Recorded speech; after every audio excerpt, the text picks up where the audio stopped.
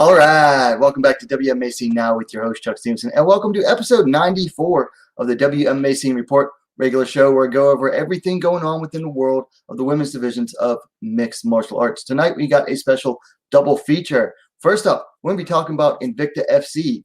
It has been sold to Anthem, and we'll have a new TV deal as well, and we're going to go over that in a minute.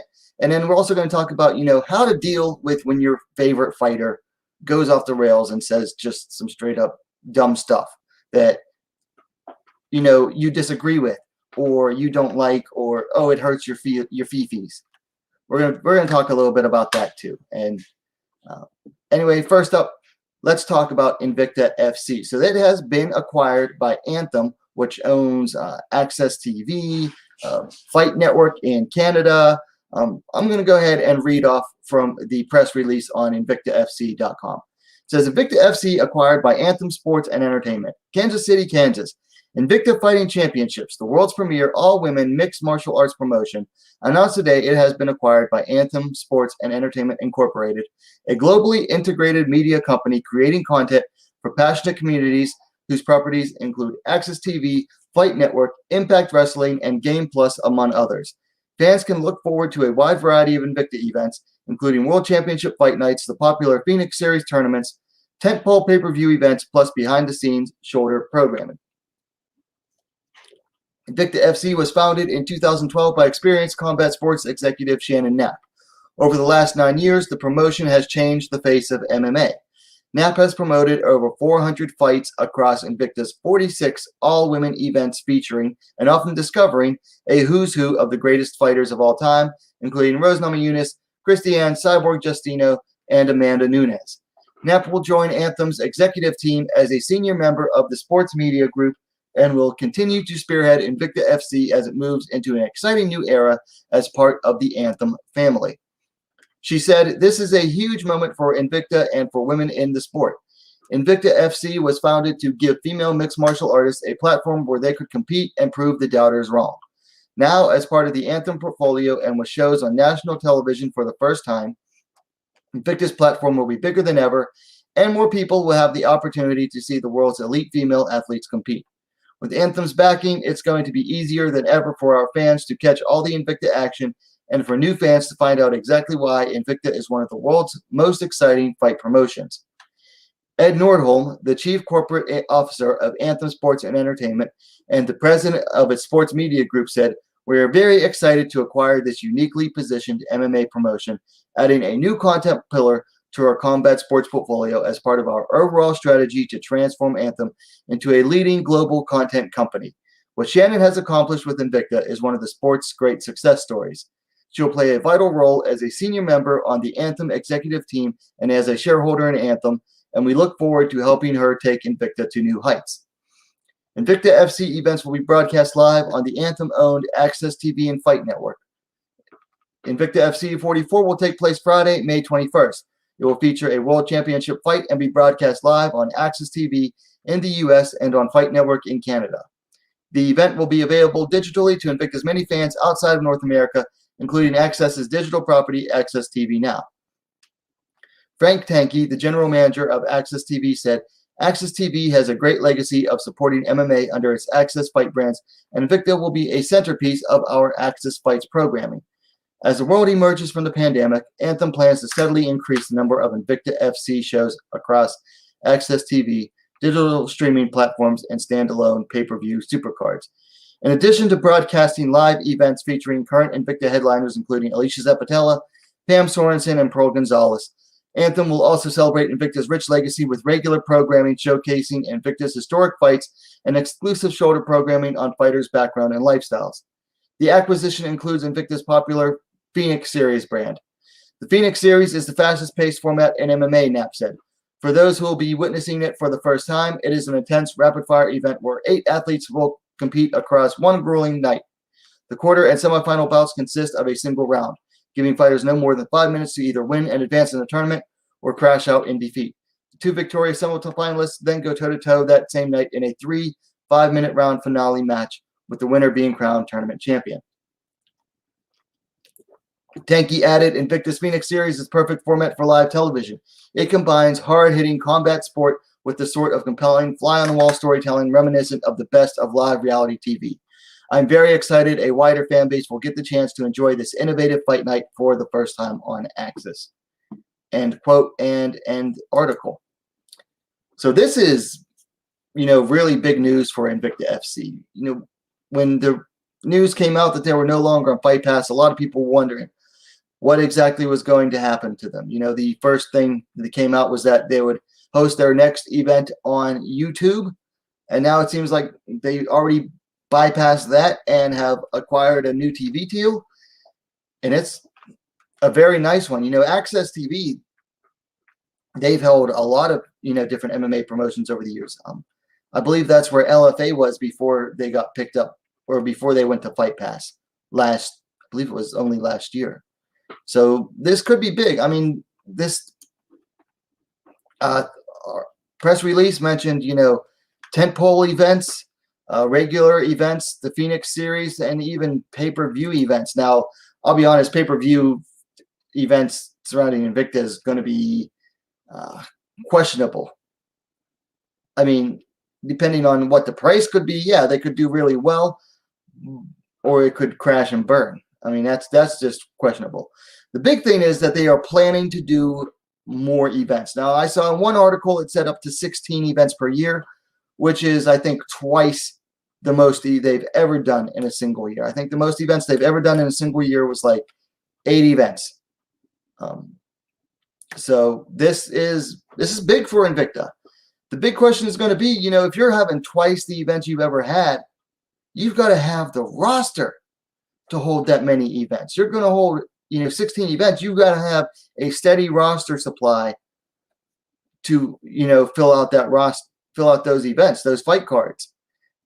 And I remember, Axis tried to acquire Invicta, early on, and Shannon Knapp at the time said she didn't want to deal with them, or didn't want to sign on to that deal, because it would have meant, holding on to fighters and keeping them tied into their Invicta contracts, rather than letting them move on to, UFC or Bellator or what have you. This could mean that they might have to fight for fighters to hold them to their contracts. They might have to pay fighters a little extra to keep them on a little bit longer. It's going to be really interesting to see, just how they're going to keep a good size, steady size roster that can fill out 16 events. That's no small feat for any promotion, but for a smaller promotion like Invicta, I mean, look, for women's MMA, Invicta is big, but for MMA as a whole, it is a small promotion that was largely, it holds, kind of like Twitter. It's not a huge platform, but it has a lot of clout. So, Invicta's clout extended past the actual size of the promotion. I mean, they've only been outside of Kansas City, 2 or 3 times in the past, I don't know, like 5 years. For most part, they've stuck to Kansas City because it's cheaper to go there and operate. It's cheaper to bring fighters in from all over the U.S. to centralize them, rather than pay the longer distances and flights and everything. Cheaper operating costs. Invicta has largely operated on a very small promotions budget. So it'll be interesting to see what Invicta can do with a larger budget, backed up by a TV network that's also going to be providing shoulder programming, a lot of support. It'll be very interesting because, I mean, if you compare this to, say, like Bellator. Bellator has gotten really no actual support from their TV network ownership. What's their parent company called? Not Prime Media, Paramount. Well, Paramount was the network they were on. But basically, they've gotten no real support from them. For them, they were just, regular programming, filling up a time slot, and always have been. Whereas, Access TV is talking about actual putting some real support behind Invicta. So this will be really interesting. And I'm happy for Invicta. I'm happy for the ladies. I'm happy for Shannon Knapp. I'm glad that they kept her on, because, why wouldn't you keep Shannon Knapp on? as the lady in charge running things. I mean, that's just common sense to me. So it'll be very interesting to see, what Invicta will be doing with this going forward. Huge news out of Invicta. Very much looking forward to seeing what's going to happen with them in the future. And they mentioned that it's a title fight headliner in May next month, and different articles I've seen have confirmed that it's going to be an atomweight title bout between champion Alicia Zapatella defending against Brazilian Jessica Del Boni. Should make for a good fight. We'll talk about sometime in the future. So Invicta FC, it's under new ownership, but same people still in charge. It'll be interesting to see what's going to go on with them. So that's it for the first discussion topic. Let's go on into the weekend review. So first up, we're going to Bellator 256, Bada versus Machida 2. Had multiple ladies fights. First up, at flyweight, Diana Avsaragova defeated Tara Graf via count KO due to punches. 29 seconds of the first round, Avsaragova climbed to 3-0. Graf fell to 1-3. Phenomenal performance by Diana Avsaragova. I don't think anyone expected a knockout quite like that. Then at featherweight, Talita Nogueira defeated Jessica Borga via unanimous decision. Nogueira climbed to 8-2. Borga fell to 3-3. Honestly, this fight, there wasn't much to it. Then also at featherweight, Kat Zingano defeated Olivia Parker via submission to armbar. 2 minutes, 56 seconds of the first round. Zingano climbed to 12-4. Parker fell to 4-2. Like I said, going into this fight, it was a squash match. And that's exactly how it looked. And it was a squash match on paper, and it was a squash match in reality. And then in the co-main event at flyweight, Liz Carmouche defeated Vanessa Porto via unanimous decision. Carmouche climbed to 15-7. Porto fell to 22-9. A very Liz Carmouche-esque fight this was. I'm going to leave it at that. Then on Saturday, FFA Challenge, I believe that stands for Free Fight Academy. Number 1 was in France, had one ladies bout at bantamweight. The main event, Rizlan Zoak defeated Senna van der Veerdonk via unanimous decision. Zoak climbed to 4-2. Van der Veerdonk fell to 2-1. This was actually an important fight for French MMA. First ladies fight to headline in France. That's big. France just legalized MMA, I believe, late in 2019 or early 2020. And here we go. A year later, we've got the first ladies main event. And it is Zoak. She's Moroccan, French Moroccan. I'm pretty sure she speaks French. So kind of like a hometown girl winning in the first main event. That's pretty big for French MMA. And then on UFC on ABC2, so we were supposed to have a bantamweight bout between Norma Dumont and Aaron Blanchfield. Dumont over there was overweight again, second time in a row, 3.5 pounds over. The fight got canceled.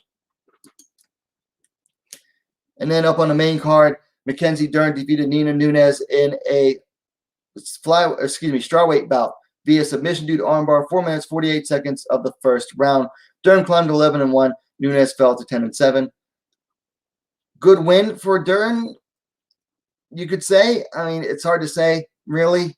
Nunes is coming in off of almost 2-year layoff. For me, the verdict is still out on Dern. I mean, yeah, it was a dominant victory. But again, someone coming off of 2.5 or almost 2 years.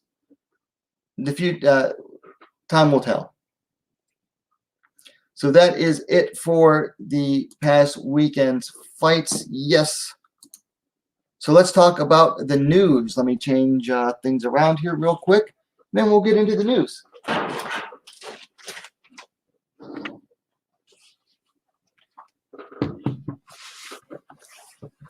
Okay, first up, LFA 104 goes down actually tomorrow, April 16th, and they have a strawweight bout between a couple of debutantes, Sydney Trillo and Melissa Odessa Parker. And I believe Parker is like a 4-0 pro boxer as well.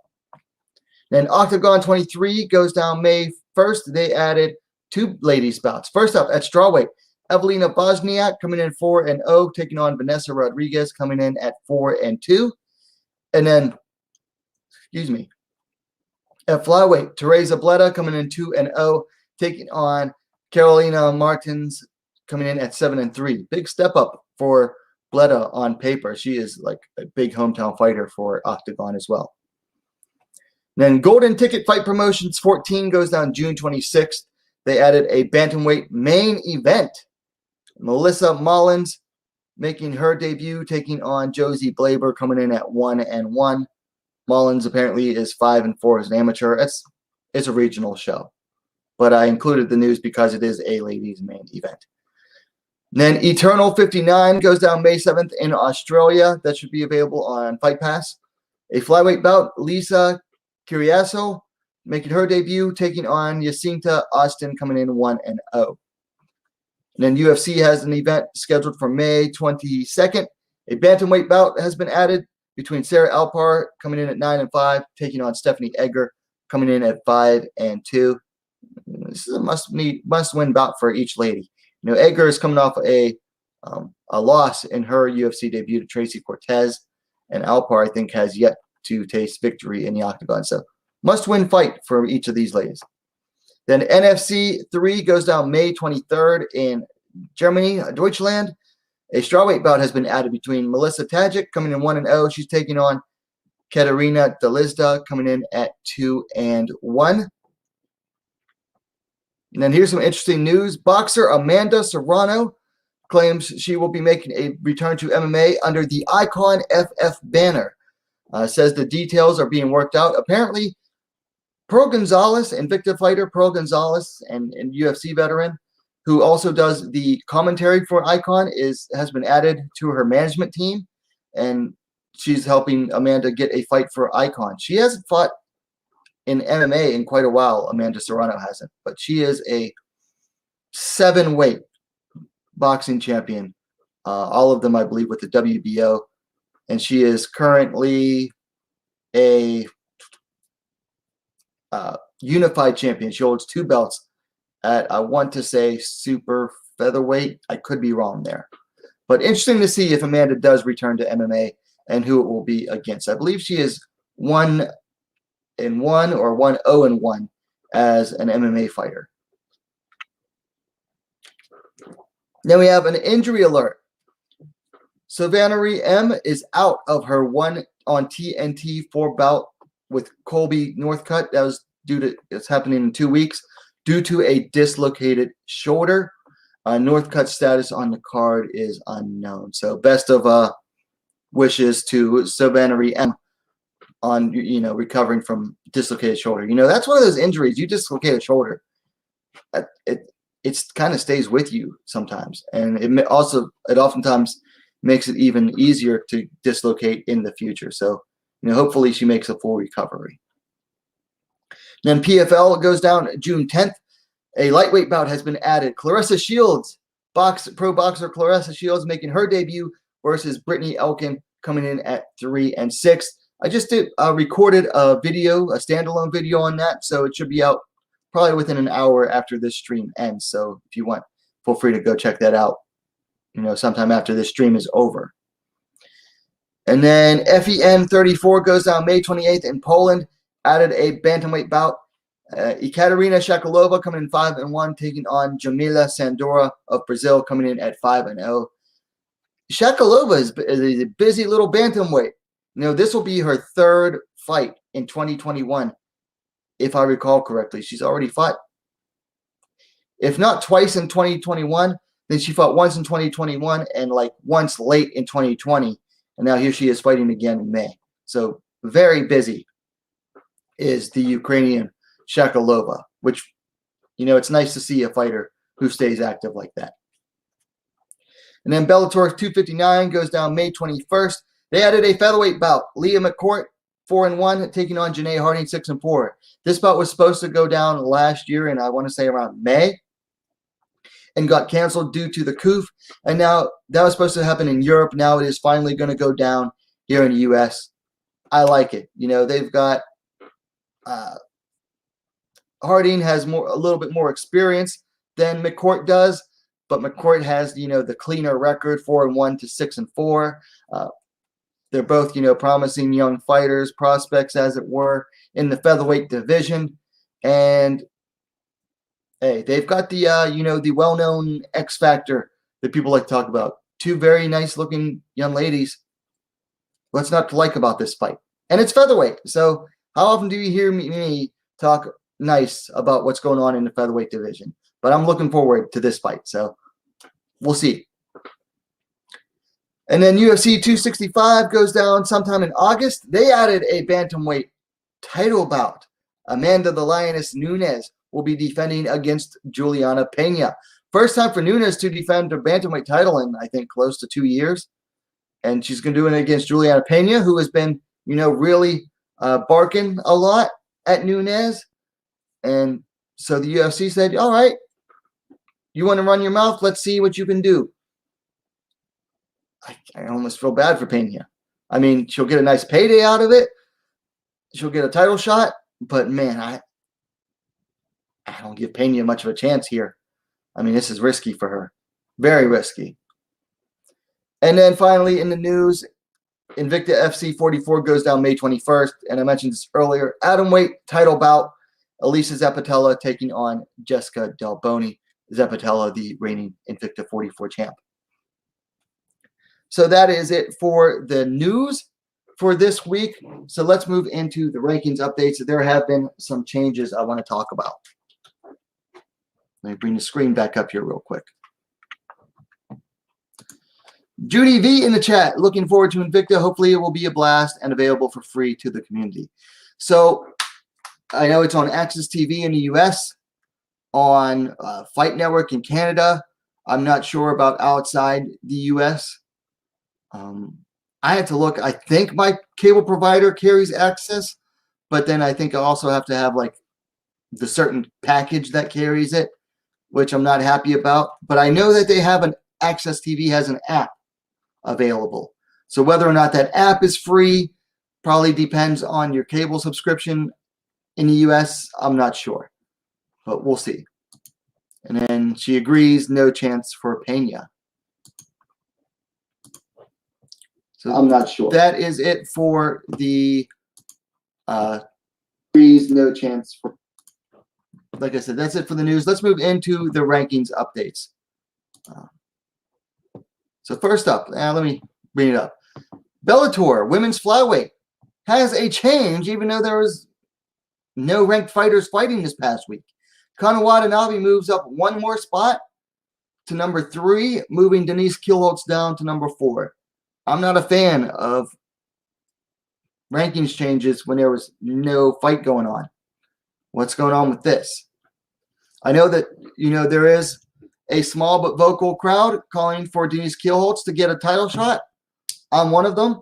And to see her move down from 3 to 4 is disappointing because it means that it's less likely that Kielholtz gets a title shot in the near future. Then at women's featherweight, Amanda Bell moves up one spot to number 7, displacing McCourt at number 8. Again, neither of these two ladies fought this past weekend, so why is there a change in the rankings? Like, did the rankings panel just not pay attention this past week? I mean, did they not get notes on what fights were recent? I don't know. It's weird. Makes no sense. Then UFC has a big move at strawweight.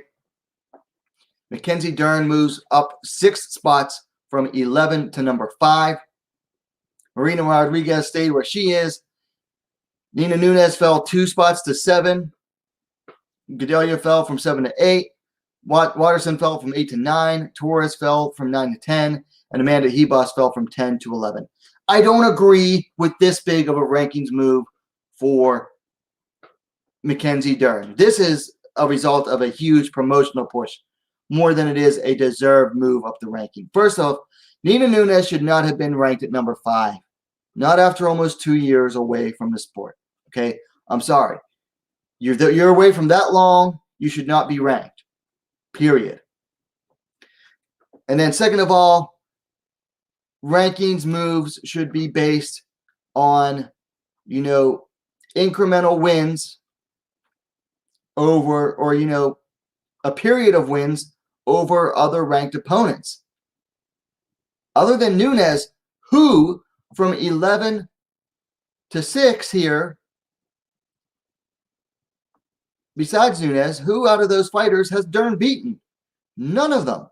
So why does she deserve to be ranked above all of them when she hasn't beaten any of them, and her win recently was over Nunes, who shouldn't have been number 5 in the first place? I do not agree with this. Well, you beat this fighter, so you automatically switch spots with them in the rankings. I hate the way the UFC rankings panel does this. I just do not agree with it at all. So that is it for the rankings update. Let's move on into the weekend preview here. And we're going to try to get through this quick because I got another discussion topic I want to talk about too. So first up, on Friday night, Combate Global Sabori versus Becerra has one ladies bout at bantamweight. Lucero Acosta coming in 1-1, taking on Allison Breeden coming in at 0-1. Acosta coming in off a loss a little over a year ago to Maritza Sanchez via submission due to rear naked choke. Breeden coming in off a loss 5 months ago to Helen Lucero via rear naked choke submission in her pro debut. I don't have an age available for Acosta. Breeden is 28 years old. Let's see. Looks like Acosta is 1 inch taller, 5'6", 168 centimeters to Breeden's 5 feet 5 inch, 165 centimeters. Acosta has a reach of 69 inch, 175 centimeters. No reach available for Allison Breeden. I've seen one of Acosta's fights like a while ago. Haven't seen Breeden's only fight. So I can't really make a pick here in good conscience. I included this fight because Combate does pull big ratings. They just made their debut a week ago on Univision, I believe they are on now, which is a big Spanish language channel. You can watch them on the app called TUDN. I think they might be available on Access TV as well. I know they had a deal with them like a year ago, but that might have changed because of COVID and everything. So I included this fight. Acosta gets a lot of discussion on forums, mostly because of her Instagram profile, as it were. So moving along, also on Friday night, LFA 104 McKenzie versus Phillips has one ladies bout in the strawweight division. Sid Vicious Trilla taking on Melissa Odessa Bella Bestia Parker. Both are making their pro MMA debuts. Looks like Trillo is 3-1. Excuse me. Apologies. As an amateur, Parker looks like she is 1-1 as an amateur MMA fighter. However, Parker is, I believe, like 4-0 as a pro boxer. Don't have an age available for Trillo. She looks pretty young. Let's see. 34 years for Parker. Parker will be a taller fighter, 5'4", 163 centimeters to Trillo's 5'2", 157 centimeters. I can't make a pick here in good conscience either. Don't know enough about either. It looks like Trillo fought for Combate last year. That's why she's wearing a Combate uniform. Didn't know they did amateur fights. Anyway, this is LFA. It should be available on UFC Fight Pass. Then also on Friday night, Bellator 257, Nemkov versus Davis 2 has two ladies bouts. First up on the prelims, Julia Budd taking on Diana Silva at featherweight. Former champ, the Jewel, coming in at 14-3. Silva coming in at 9-5. Bud coming off a win over Jesse Mealy 7 months ago. Prior to that, has that loss to Cyborg via TKO. Silva coming in off a win via unanimous decision 7 months ago in Shooto, Brazil, preceded by a loss a little over a year ago to Mariano Moraes, which that name sounds familiar. Bud's the elder fighter, 37 years to Silva's 30. Bud is slightly taller, 5'8", 172 centimeters to Silva's 5'7", 170 centimeters. Bud has the reach difference is, negligible pretty much. Let's just keep it at that. I'm going to go with Bud here. Silva, her record is typical for a featherweight, wins and losses.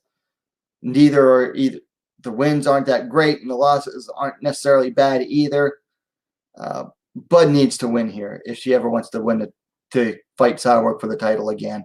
And that's what she's talking about. But I'm going to go with Bud here. And then on the main card at flyweight, and this one I expect to be a banger. Vida Ortega taking on Desiree Dirty Des Yanez. Ortega coming in at 5-4. Dirty Des coming in at 5-2. Now Ortega is riding a 2-fight skid, losing to Illuminate McFarlane and then most recently to Alejandra Lara little over a year ago. Yanez coming in off a loss in Combate Americas via split decision to strawweight champ Melissa Martinez a little over a year ago. Before that, had a win over Paulina Vargas. So Yanez is moving up from strawweight to flyweight. Ortega's the elder fighter, 33 to 31. They have the same height, 5'4", 163 centimeters. No reach available for Yanez. Ortega has a reach of 64 inches, 163 centimeters. Like I said, I'm expecting this one to be a banger. Both come in to throw down. Both are tough as nails. I'd say Yanez is a little more technical fighter. Ortega, heart for days, is willing to keep on going against fighters, even when she's outmatched and down, just keeps going. Before Juliana Velasquez beat Illuminate McFarlane, Ortega gave McFarlane her toughest fight up to that time. And so, this should be a good one. I wonder, how much the size will affect Yanez. Of course, this fight was supposed to go down like last year. Hopefully it gave Yanez more time to adapt to, moving up in weight. We'll have to see. I'm picking Dirty Des to win this one. I don't know. I just got that feeling about her. I mean, like I said, both are tough. Both are bangers. I think this fight should be very exciting. No, I'm not going to say that. I'm not going to say what I was thinking. But yeah, I think this fight will be very exciting banger. Thomas Barrett in the chat says, Moraes beat Silva to earn a place in the PFL. Silva and Moraes mostly fought at 135. That's where I know Moraes from. That's right. Yeah, they mostly fought at 135. So moving along to Saturday afternoon in the U.S. Open, FC goes down in Samara, Russia. Has a ladies' bout in featherweight division between Bruna Mansoldo of Brazil and Anna Remneva of Russia. Nothing available on Tapology for this fight card. I mean, other than that, it is happening. So let's see. Mansoldo is the elder fighter based on the graphic, 28 to 23. 171 centimeter height for Remneva, slightly taller than Mansoldo's at 168. Remneva is 2-0. Mansoldo 1-0. Looks like Remneva has both of her wins by finish. Don't know anything about either of these two. I don't know if this will be available to stream. Yeah, I just found this, and I want to try to cover as many fights as possible. So a Russia fight, or a fight in Russia between a Russian and Brazilian, piqued my interest a little bit. So we'll see. No pick on this one. Then finally on Saturday night, at a more normal time this weekend, thankfully, UFC Vegas 24, aka UFC Fight Night, Whitaker versus Gastelum. Several ladies bouts. First up, at bantamweight, Zarafan dos Santos moving down in weight, taking on Josiana Nunes. Infinite Farron coming in at 6-4. Josie coming in at 7-1. And Josie riding a nice win streak. Farron has yet to face victory in the UFC, dropping 2 losses to Megan Anderson and then Felicia Spencer. Let's see. Farron is the elder fighter, 34-27. No other stats available for Nunes. 5'8", 173 centimeter height for Farron. 73.2 inch, 186 centimeter reach for Farron. It'll be interesting to see if Zarafan dos Santos makes the bantamweight limit after moving down from featherweight. That, I think, is the most intriguing part for me tomorrow. So interesting. I don't know really anything about Nunes. I think she's going to be like several inches shorter than Farron. I'm not making a pick on this one. This is one of those weird, like, you know what? I'll go with the known commodity. I'll go with Farron to win this one. Then at strawweight, Jessica Penny making a return after a long time off, taking on short notice replacement Lupi Godinez. Penny coming in at 12-5. Lupi coming in undefeated at 5-0. Penny riding a 3-fight losing streak coming into this fight, and her last fight was 3 years, 11 months ago. Godinez, up until recently, the recently crowned Combate Americas champ, or no, not Combate, LFA champ, defeated Vanessa Demopoulos via majority decision to win that title 5 months ago. Penny's the elder fighter, 38 years, to Godinez is 27. Penny is 5 feet 5 inch, 166 centimeters tall, to Godinez is 5 feet 5'2", 157 centimeters. Penny is going to have a reach advantage as well. 67 inch, 170 centimeters, to Godinez, 63 inch, 160 centimeters. Godinez, at least on the feet. I haven't seen much of her ground game, but Godinez on the feet is a nice little striker, crisp boxing, strikes from behind the jab, has nice footwork, very fast hands, accurate punching, hard punches, very nice boxing out of Godinez.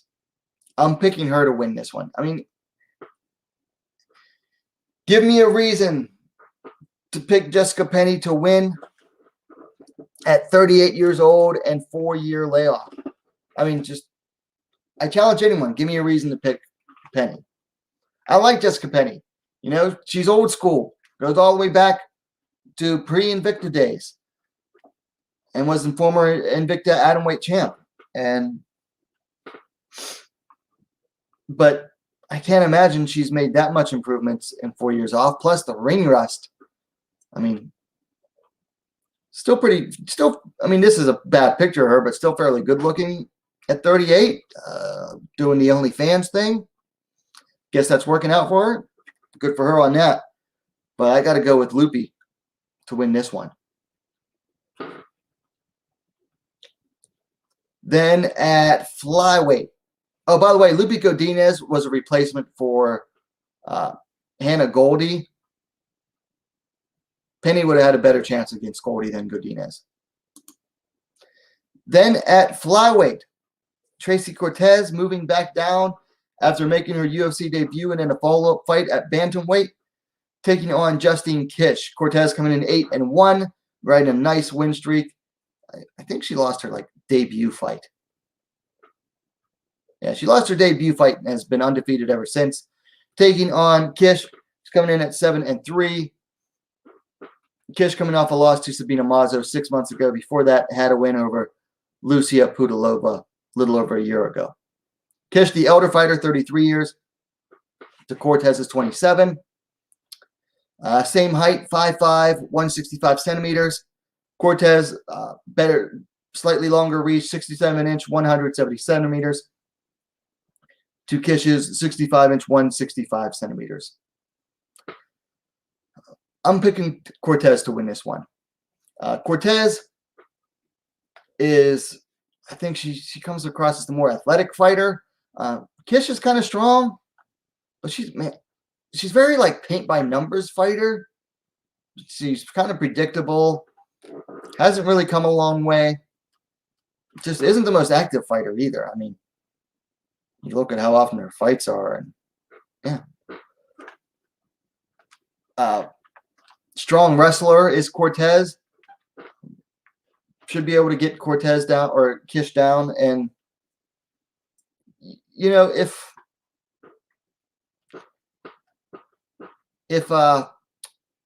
Felice Herrig literally squeezed the crap out of Justine Kish. I mean, quite literally squeezed the crap out of her on the ground. And if Herrig can do that on the ground against Kish, then I don't see Cortez having a problem getting Kish down on the ground and manhandling her there.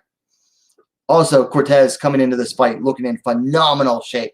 I mean, best shape I've ever seen her in. Trim the fat off from bantamweight. Looks phenomenal shape. Just phenomenal shape. I got to go with Tracy Cortez to win this one.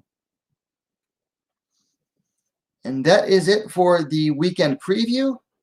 Let's see. Judy V. Thoughts on Clarissa Shields' move to MMA, PFL fight scheduled in June, and she's also picking Godinez. So for Shields, we'll have to see. Honestly, I mean, she seems like she's doing the right things, you know, training at Jackson Wink, which I think is a good gym for her to go train at. Has done well to adapt, you know, strikers to wrestling in the past to MMA. I mean, Holly Holm obviously being a great example. I think she just has not been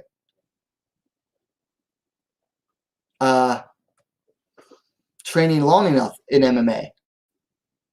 And the girl she's taking to the Elkin could be a legitimate submission threat on the ground if she can get it to the ground. We'll have to see. I mean, time will tell. Personally, I think for Shields, she's still going to be boxing as well, but she has talked about, you know, the money's better over in MMA fees, and she's not wrong. She's not wrong. So that's why I think this is mostly a money grab. But time will tell how she does. Kish usually uses her strength to get up. Cortez just beat a national team judoka at 135. Yeah. Judy V says Cortez looks like Rachel Ostovich. In this picture, yeah, she definitely does. Doesn't have the assets that Ostovich does, though. And usually doesn't wear as much makeup either. So that is it for the weekend preview. So in light of, you know, what's going on with Rose Namajunas and the comments she's made recently, and just everybody seems to be turning on her, I want to talk about, you know, when fighters say dumb stuff. Okay, whether or not you agree with Rose's comments about communism or not, personally, I don't know why she directed that at Zahn. Personally, I agree with her comments about communism. I think it's, you know, evil. But a lot of people really like Zahn too, and a lot of people have turned on Rose suddenly. I mean, I watched a panel, a podcast yesterday, a 4-man panel, where a grown adult literally said the words, and I'm kind of paraphrasing here, you know, just when you thought you found a fighter that you like watching them fight and you think they're a cool person too, and then they go and say something stupid. It's like, so what? So what? Okay, listen, fighters are human beings, and almost none of them receive any training on how to speak in public. I mean, I doubt there are too many pro fighters, MMA fighters, that are members of Toastmasters and go and practice public speaking or take public speaking classes or undergo any type of training. Few, if any, undergo, training on how to speak to the public or how to speak to the media. Okay? And you know what? A lot of them aren't exactly the brightest bulbs in the drawer or in the lamp. They're going to say dumb stuff from time to time. My thing is, here's my thing about fighters saying dumb stuff. So what? I mean, and if you're going to get that mad at a fighter that you're going to stop being a fan of them because they might say something you don't like or you disagree with, you know what? Were you ever really a fan of them in the first place? Were you ever really a fan of that fighter in the first place? If you're going to just drop them because, oh, I don't like this fighter said that. Oh my God. To me, this is like the peak millennial Gen Z mindset. And I'm like early millennial, mid 80s birthday. I don't understand this train of thought. Who cares? They're getting in the ring and the octagon to beat the snot out of each other, to beat the blood out of each other, literally squeeze the crap out of each other. Talking about Harrigan Kish. Yeah, they're going in there to beat the crap out of each other. So what if they say dumb stuff from time to time? They're getting their brains bashed in. I mean, yes, there are a lot of fighters that have university degrees. Guess what? That doesn't necessarily make you a smart person. As a military veteran and having worked with officers, I can tell you something. A 4-year degree does not make you smart. And guess what? Getting punched in the face for a living doesn't exactly draw in the smartest group of people. For a lot of them, it actually wasn't a choice. A lot of people turn to fighting because they have to. So a fighter says something you don't like. So what? Are you really watching them because of how they are as a person?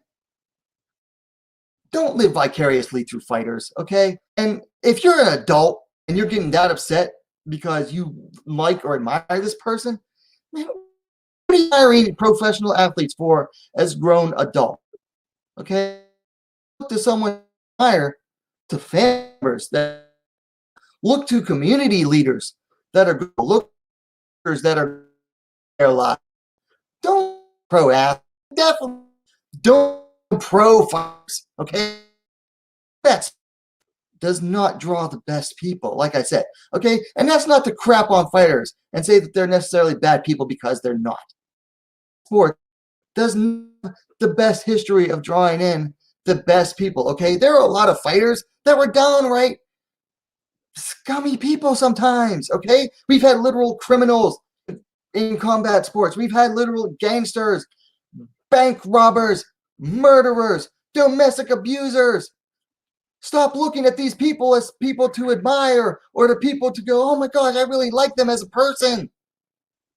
Just watch the fights.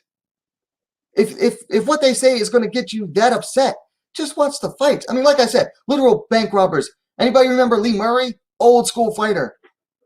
Pulled off the biggest bank heist in history, and now he's rotting in Moroccan jail. Okay? Muhammad Ali. Married like 3 or 4 times, divorced multiple times, cheated on his wife, on his second wife, with the lady he ended up becoming his 3rd wife, and then he ended up divorcing her too. So not exactly the best example of someone to live by, even with his phenomenal civil rights record. Guess what? That didn't make him infallible. Who else? Oh man, how many fighters have been domestic abusers? How many fighters have been arrested for drug charges? Okay? Don't look to these people to admire them. They're fighters. Okay? And like I said, I'm not trying to drag fighters down. I'm really not. I love the sport. I'm just saying there are better people to look to if you're looking for someone to live vicariously, first of all, don't live vicariously through anybody. Live your own life. Live the best life that you can live. Don't worry about what fighters are doing outside the ring, because frankly, they're either boring or they're not necessarily the best of people. The good ones usually lead absolutely boring lives. Some of them live phenomenal lives, but most of them are kind of boring. I mean, you follow a lot of fighters on social media, and outside of training, they don't do much. Or if here's another option, and this is one I follow. If you get that upset by what fighters might say in an interview, follow fighters who don't speak the same language as you. And then you're never worried about what they say in interviews because you don't understand what they're saying. I mean, my favorite female fighter, Sahi Ham. I speak a smattering of Korean. Certainly not enough to understand what she says anytime she does an interview, and she doesn't do that many interviews. So I have no idea what she usually says without a translator.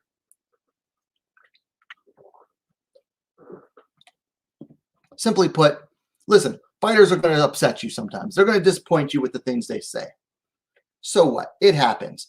And if you're that upset that you're going to just completely turn on them, you're not a very good fan. Don't worry about what they're saying in interviews. Focus on what they do in the ring, okay? I'm not a Rose Namajunas fan. Never have been, okay? But my problems I have nothing to do with her stupid choice of words, okay? She's always come across as kind of spacey and loopy to me. If you're not gonna be a fan of Rose, dislike her because she rarely fights, or dislike her because she's constantly waffling about whether or not she even wants to be a fighter. Those are good reasons to dislike a fighter, not because you disagree with their politics. And frankly, I think that's a big part of why people are upset, especially on Twitter.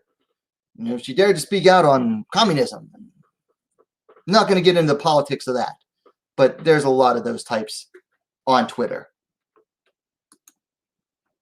McGregor speaks his mind and people still admire him. Well, yeah, a lot of people still admire him, but a lot of people don't like him also. He's very polarizing figure.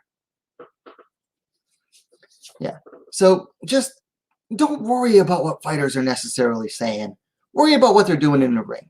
Because you should not be looking to these people and going, oh my gosh, they're such a great person. I admire that fighter. Whether they're good people or not. Focus on what's most important about MMA. The fights. The fights. The fights. The fights. What was that phrase? It's the taxes, stupid, or something like that. It's the fights. Keep it simple. Focus on the fights, okay? I'm not worried about what fighters say in interviews. I rarely watch interviews with fighters because I know majority of fighters, majority of interviews are boring. And two, usually you're going to end up having to listen to some dumb stuff that they say. And like I said, I'm not trying to trash fighters here. I'm really not. I'm just saying that look for inspiration or look to admire people in your life instead. Find good people in your life and go, wow, I like what that person has to say. I'm going to listen to what they have to say. Don't go to combat sports athletes. It's combat sports athlete is not pretty. I mean, combat sports itself is not an overall pretty scene. I mean, yeah, it has some of the greatest sports moments ever, and it can be absolutely great. But overall, combat sports, it's dirty. It's an overall dirty scene, has a history of crime and corruption, and it doesn't always attract the best people. Okay? So just find people in your own life to, look to for inspiration or anything like that. Who cares what fighters have to say in interviews, honestly? That's why I haven't really even tried. I was thinking at the beginning of the year I might start doing interviews, and I might still do them because they're popular. and I'd like to try my hand and see if I'd be any good at it. But overall, one of the big reasons I've waffled on it is part of this reason is because, what if I interview someone and then they say something and then that fighter gets trashed because of what they said while I was interviewing them? I'm not trying to trash fighters, any specific fighters, based on an interview or anything. I don't know. Anyway, those are my thoughts on it, and that's really all I have tonight. It's 20 to 11 my time. I'm still working on my Zahn versus Rose preview. I just haven't had enough time to really get into it. So still working on it. Hoping to get it done this weekend. We'll have to see. Any questions, comments in the chat? Give you another minute or so to work on that. Come out. It's been a quiet night in the chat tonight, but we got 5 viewers. How many likes we got? Let me refresh this real quick.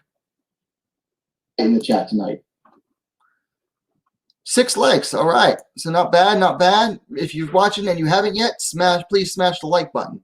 But any final thoughts from the chat?